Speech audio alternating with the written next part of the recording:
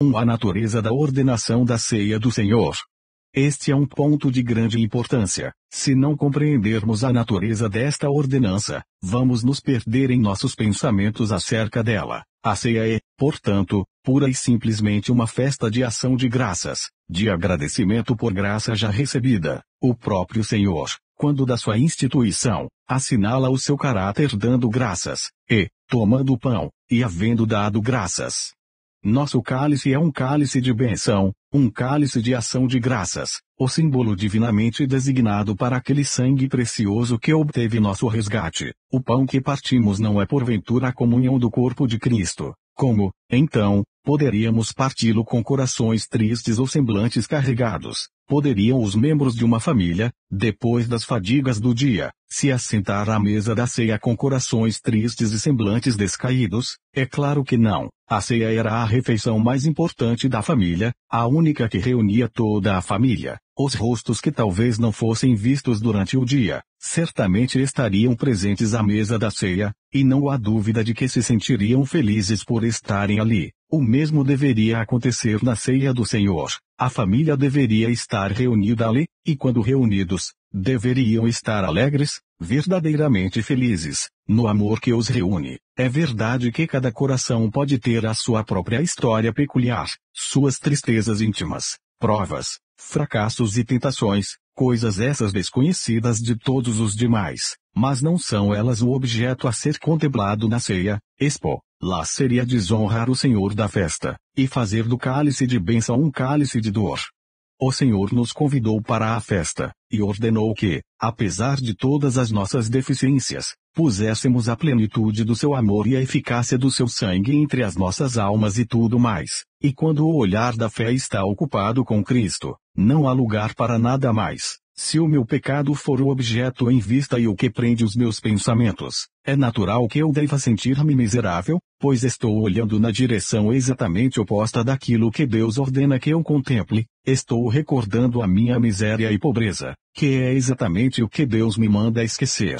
Deste modo é perdido o verdadeiro caráter da ordenança que, ao invés de ser uma festa de gozo e alegria, torna-se uma ocasião de melancolia e de depressão espiritual, e a preparação para ela, e os pensamentos a seu respeito, acabam ficando mais para aquilo que se podia esperar em relação ao Monte Sinai, do que a alegre festa de família. Se alguma vez pudesse prevalecer um sentimento de tristeza na celebração dessa ordenança, seria, sem dúvida, quando da sua primeira instituição, quando, conforme veremos ao tratarmos do segundo ponto de nosso assunto, havia tudo aquilo que podia possivelmente produzir profunda tristeza e desolação de espírito. Todavia, mesmo assim, o Senhor Jesus pôde dar graças. O gozo que inundava a sua alma era profundo demais para ser perturbado pelas circunstâncias ao seu redor. Ele sentiu gozo até mesmo nas pisaduras e nos ferimentos de seu corpo e no derramamento do seu sangue, gozo esse que está muito além do alcance da compreensão e do sentimento humano. E se ele pôde alegrar-se em espírito e dar graças ao partir aquele pão que deveria ser, para todas as gerações futuras dos fiéis, o memorial do seu corpo oferecido, não deveríamos nós regozijarmos com isso, nós que estamos firmados nos benditos resultados de toda a sua obra e paixão? Sim, isso nos faz regozijar. Mas alguém poderá perguntar, não deve existir uma preparação adequada? Devemos nos sentar à mesa do Senhor com tanta indiferença como se nos sentássemos à mesa de uma ceia qualquer? É claro que não. Precisamos ser genuínos em nossos motivos, e o primeiro passo para se conseguir isso é ter paz com Deus, aquela doce certeza de nossa salvação eterna que certamente não é o resultado de suspiros ou lágrimas de penitência vindos do homem, mas a consequência simples da obra consumada do Cordeiro de Deus, confirmada pelo Espírito de Deus. Conhecendo isto mediante a fé, sabemos o que é que nos torna perfeitamente aptos para Deus. Há muitos que pensam estar acrescentando honra à mesa do Senhor quando se aproximam dela com as suas almas curvadas até o pó, sob um sentimento do peso insuportável dos seus pecados. Tal pensamento só pode provir do legalismo do coração humano, essa fonte sempre fértil de pensamentos que são, ao mesmo tempo, desonrosos para Deus, desonrosos para a cruz de Cristo, injuriosos para o Espírito Santo e completamente perturbadores da nossa paz. podemos nos sentir satisfeitos pela honra e a pureza da mesa do Senhor serem mais plenamente mantidas quando o sangue de Cristo é tido como o único direito de aproximação, do que quando se acrescentam a ele a dor e a penitência humana.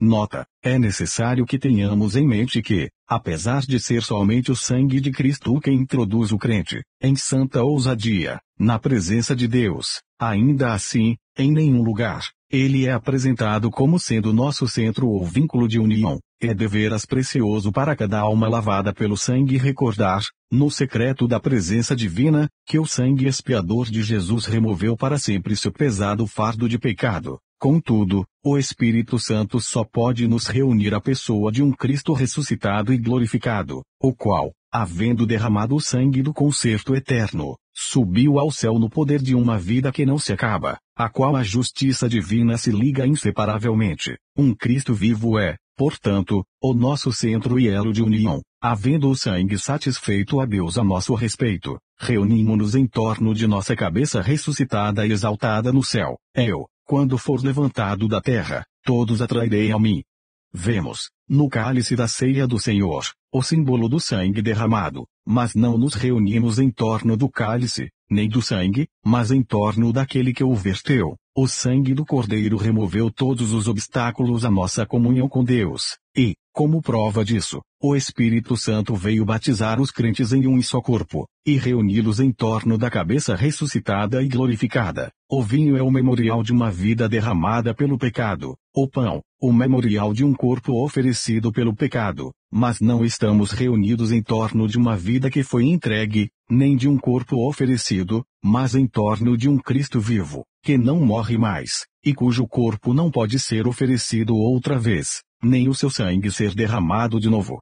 Há nisto uma grande diferença, e quando encarada em conexão com a disciplina da casa de Deus, a diferença torna-se imensamente importante. Há muitos que estão prontos a julgar que, quando alguém é posto fora ou recusado a comunhão, esteja sendo questionado se existe uma ligação entre a sua alma e Cristo. Uma breve consideração deste ponto, à luz das Escrituras, bastará para provar que tal dúvida não é levantada. Se considerarmos o caso do iníquo de 1 Coríntios 5, veremos nele um que foi posto fora da comunhão da igreja na terra, mas que, todavia, era, como se costuma dizer, um cristão. Portanto, ele não foi afastado por não ser cristão. Tal dúvida nunca foi levantada, nem deveria ser, não importa em que circunstância for. Como podemos nós dizer se alguém está eternamente ligado a Cristo ou não? Porventura temos nós a guarda do livro da vida do Cordeiro, estaria a disciplina da Igreja de Deus fundamentada sobre o que nós podemos ou não saber? Estaria o homem de 1 Coríntios 5 eternamente ligado a Cristo ou não? Acaso a Igreja foi incumbida de investigar isso? Vamos até supor que pudéssemos ver o nome de alguém inscrito no livro da vida. Ainda assim isto não seria a base para o recebermos na Assembleia na Terra, ou para o conservarmos nela. A responsabilidade que cabe à Igreja é a de se conservar pura na doutrina, pura na prática e nas suas associações, e tudo isso com base no fato de ser a casa de Deus. Muito fiéis são os teus testemunhos, a santidade convém à tua casa, Senhor, para sempre. Não obstante haver 600.000 almas que desconheciam o seu pecado, Deus disse, Israel pecou. Por quê? Porque eram considerados como a Assembleia de Deus, e nela havia impureza que, se não fosse julgada, acabaria com tudo. Contudo, a questão da preparação será melhor entendida à medida em que formos desenvolvendo o assunto. Quero, no entanto, frisar outro princípio ligado com a natureza da ceia do Senhor, a saber, que existe o reconhecimento inteligente da unidade do corpo de Cristo em ligação com ela. O pão que partimos não é porventura a comunhão do corpo de Cristo, porque nós, sendo muitos, somos um só corpo, porque todos participamos do mesmo pão. Havia isolamento, e não unidade, era uma questão individual e não corpórea. A expressão a sua própria ceia é posta em claro contraste com a ceia do Senhor. A ceia do Senhor requer que o corpo seja totalmente reconhecido. Se o corpo não for reconhecido, não passa de sectarismo, e o próprio Senhor já não tem o seu lugar. Se a mesa for posta sobre qualquer princípio mais limitado do que aquele que abrange todo o corpo de Cristo, torna-se uma mesa sectária e perde seu direito sobre os corações dos fiéis. Por outro lado, onde quer que a mesa seja posta sobre este princípio divino, que abrange todos os membros do corpo simplesmente como tais, todo aquele que se recusar a comparecer, é culpado de cisma, e isto também segundo os claros princípios de 1 Coríntios 11, e até importa que haja entre vós heresias, para que os que são aprovados se manifestem entre vós. Quando o grande princípio da igreja é deixado de lado por qualquer segmento do corpo, é forçoso que haja heresias, para que os que são aprovados possam se manifestar, e em circunstâncias assim, torna-se o dever de cada um examinar-se a si próprio, e assim comer a ceia. Os aprovados permanecem em contraste com os hereges, ou aqueles que faziam a sua própria vontade. Nota: aqueles que entendem o grego poderão observar que no original deste capítulo tão importante, a palavra traduzida por aprovados, vemos assim que o homem que se examina a si mesmo, toma o seu lugar entre os que são aprovados, e é exatamente o contrário daqueles que estavam entre os hereges. Ora, o significado da palavra herege não é meramente aquele que professa falsas doutrinas, se bem que alguém possa ser herege por fazê-lo, mas trata-se de uma pessoa que persiste em fazer a sua própria vontade. O apóstolo sabia que importava haver heresias em Corinto, vendo que havia ali seitas, aqueles que estavam fazendo sua própria vontade agiam em oposição à vontade de Deus, e assim causavam divisão, pois a vontade de Deus tinha a ver com todo o corpo. Aqueles que estavam agindo hereticamente estavam desprezando a igreja de Deus. Mas alguém poderia perguntar: acaso as numerosas denominações existentes atualmente na igreja professa não acabam com a ideia de se conseguir unir todo o corpo, e em circunstâncias assim, não é melhor que cada denominação tenha a sua própria mesa? Se existe algo que uma pergunta como esta possa insinuar é que o povo de Deus já não pode atuar segundo os princípios estabelecidos por Deus, mas que lhes resta a miserável alternativa de proceder de acordo com a conveniência humana. Porém, graças a Deus, não é este o caso. A verdade de Deus permanece para sempre, e o que o Espírito Santo ensina em 1 Coríntios 11 continua a ser uma obrigação para cada membro da Igreja de Deus. Havia divisões, heresias e iniquidade na Assembleia de Corinto, do mesmo modo como há divisões, heresias e iniquidade hoje na Igreja professa, mas o apóstolo não lhes disse que estabelecessem mesas separadas como uma alternativa, nem mandou que deixassem de partir o pão como outra. Não, ele insiste com eles nos princípios e na santidade que estão associados com a Igreja de Deus, e recomenda aos que podem examinar-se a si mesmos, os aprovados do versículo 19 que comam. A expressão é, assim coma. Portanto devemos comer, nosso cuidado deve estar no assim, conforme o Espírito de Deus nos ensina, e isto em verdadeiro reconhecimento da santidade e unidade da Igreja de Deus. Nota: talvez seja conveniente acrescentarmos aqui uma palavra para a orientação de algum cristão sincero que possa encontrar-se em circunstâncias que obriguem a decidir-se entre as pretensões e legitimidade que possam partir de mesas diferentes, as quais aparentemente tenham sido postas sobre o mesmo princípio. Encorajar alguém a tomar uma decisão correta é, no meu modo de ver, um serviço valioso. Suponhamos, portanto, que eu me encontrasse numa localidade onde 2 ou mais mesas tivessem sido postas. O que deveria fazer? Creio que deveria indagar a origem dessas diferentes mesas, a fim de descobrir como se tornou necessário ter mais do que uma mesa. Se, por exemplo, um grupo de crentes, que se reúne no mesmo local, consente e retém entre eles quaisquer princípios errôneos acerca da pessoa do Filho de Deus, ou que comprometam a unidade da Igreja de Deus na terra. Se, digo, tais princípios são permitidos e mantidos na Assembleia, ou se as pessoas que os professam e ensinam são recebidas e reconhecidas pela Assembleia, em tais deploráveis e humilhantes circunstâncias, aquele que é fiel não deve mais permanecer naquele lugar.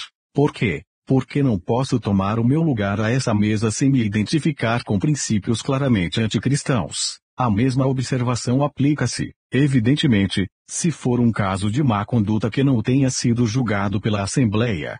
Agora, se acontece de um grupo de cristãos se encontrar nas circunstâncias acima descritas, a eles caberia a responsabilidade de manter a pureza da verdade de Deus, reconhecendo ao mesmo tempo a unidade do corpo. Não somente temos de manter a graça da mesa do Senhor, como também a santidade dela. A verdade não pode ser sacrificada para manter a unidade, nem a verdadeira unidade será jamais prejudicada pela estrita observância da verdade. Não se deve imaginar que a unidade do corpo de Cristo seja prejudicada quando alguém se separa de uma comunidade fundamentada em princípios errôneos, ou que acolhe más doutrinas ou práticas errôneas. A Igreja de Roma acusou os reformadores de causarem divisão por terem eles se separado dela, mas sabemos que a Igreja de Roma era culpada, e ainda é, de cisma porque impunha falsas doutrinas sobre seus membros. Deve ficar bem claro que se a verdade de Deus é colocada em dúvida por qualquer comunidade, e que, para tornar-me membro dessa comunidade, devo identificar-me com alguma doutrina errônea ou mal proceder, então não pode ser divisão. O fato de eu me separar de uma tal comunidade, pelo contrário, tenho o dever de me separar. Quando a igreja é desprezada, o espírito é entristecido e desonrado. O fim será, inevitavelmente, esterilidade espiritual e frio formalismo. E embora os homens possam substituir o poder espiritual pelo intelectual, e os dons do Espírito Santo por habilidade e talento humanos, o fim será como a tamargueira no deserto. O verdadeiro modo de se progredir na vida divina é viver para a igreja e não para nós mesmos. O homem que vive para a igreja, encontra-se em completa harmonia com a vontade do Espírito, irá, necessariamente, crescer.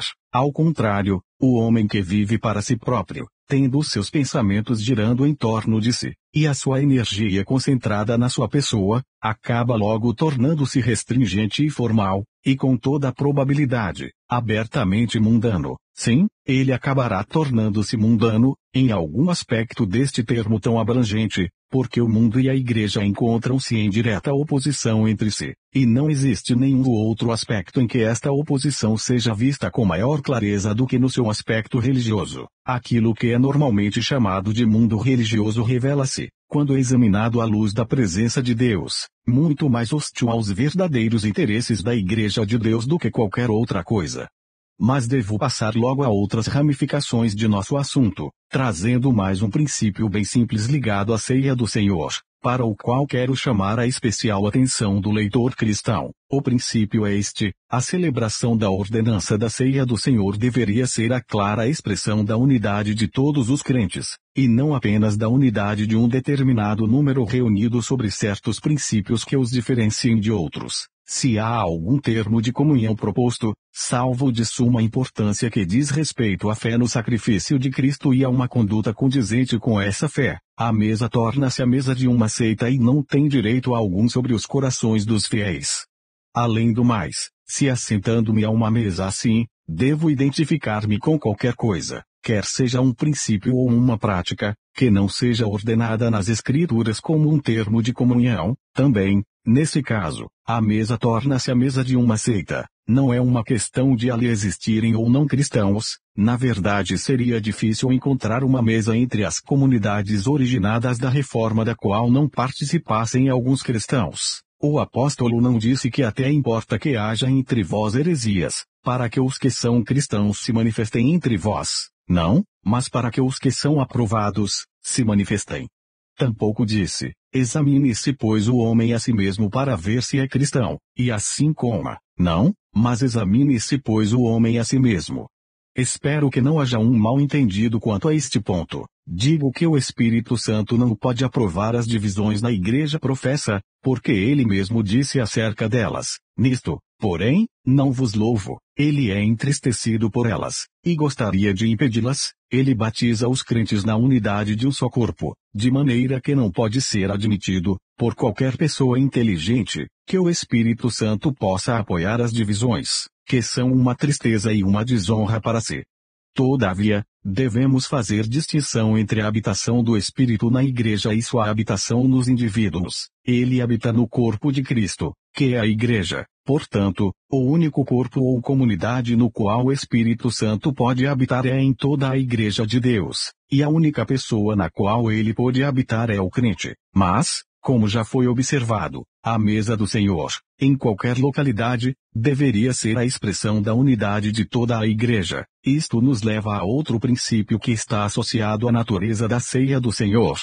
A ceia do Senhor é um ato mediante o qual não só anunciamos a morte do Senhor até que venha, mas onde também damos expressão a uma verdade fundamental, na qual nunca será demais ou inoportuno insistir para com a consciência dos cristãos em nossa época, isto é, que todos os crentes são um só pão e um só corpo. Trata-se de um erro muito comum enxergarmos esta ordenança simplesmente como um meio pelo qual é transmitida a graça à alma do indivíduo, e não como um ato relacionado com todo o corpo, e relacionado também com a glória daquele que é a cabeça da igreja, que é um meio pelo qual a graça flui para a alma do que comunga individualmente. Não pode haver dúvida, porque a bênção em cada ato de obediência, mas que a bênção individual seja apenas uma pequena parte, pode ser visto pelo leitor atento de 1 Coríntios 11. É a morte do Senhor e a vinda do Senhor que são apresentadas com proeminência perante as nossas almas na ceia do Senhor, e onde quer que um destes elementos seja excluído deve haver algo de errado. Se existir qualquer coisa que impeça a plena expressão da morte do Senhor,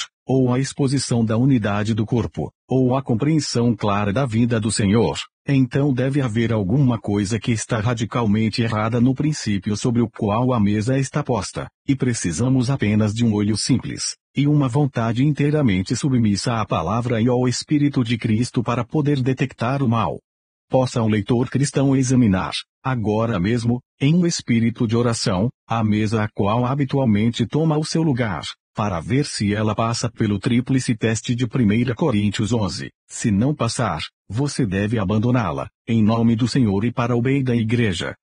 Na igreja professa heresias, e há divisões que provêm das heresias, mas examine-se pois o homem a si mesmo, e assim coma a ceia do Senhor. E se, de uma vez por todas, alguém perguntar qual é o significado do termo examine-se, pode responder que é, em primeiro lugar, ser pessoalmente fiel ao Senhor no ato de partir o pão, e, em segundo lugar, estar desvencilhado de toda e qualquer divisão, assumindo uma posição firme e decidida sobre o amplo princípio que abrange todos os membros do rebanho de Cristo. Não só devemos ter o cuidado de andar em pureza de coração e vida perante o Senhor, mas também de verificar que a mesa da qual participamos nada tenha a ela associada, que possa de algum modo agir como um impedimento à unidade da igreja. Não se trata de uma questão meramente pessoal. Não há nada que prove de maneira mais completa a decadência da cristandade nestes dias ou o terrível grau em que o Espírito Santo é entristecido, do que o miserável egoísmo que mancha, sim, que polui os pensamentos dos cristãos professos. Tudo é feito para girar em torno da mera questão do ego. É o meu perdão, a minha segurança, a minha paz, o meu jeito de ser e os meus sentimentos, e não a glória de Cristo ou o bem da sua amada igreja. Daí a necessidade de aplicarmos ao nosso estado as palavras do profeta Ageu. Assim diz o Senhor dos Exércitos: aplicai os vossos corações aos vossos caminhos, subi ao monte, e trazei madeira, e edificai a casa, e dela me agradarei, e eu serei glorificado. Olhastes para muito, mas eis que alcançastes pouco, e esse pouco, quando o trouxestes para casa, eu lhe assoprei. Por que causa? Disse o Senhor dos Exércitos, por causa da minha casa, que está deserta, e cada um de vós corre à sua própria casa. Eis aqui a raiz da questão. O eu permanece em contraste com a casa de Deus, e se o eu for colocado como nosso objeto, não é de admirar que haja uma triste falta de gozo, energia e poder espiritual. Para possuirmos estas coisas temos de estar em comunhão com os pensamentos do Espírito. Ele pensa no corpo de Cristo, e se nós estivermos pensando em nós mesmos, devemos necessariamente estar em desacordo com ele, e as consequências se evidenciam.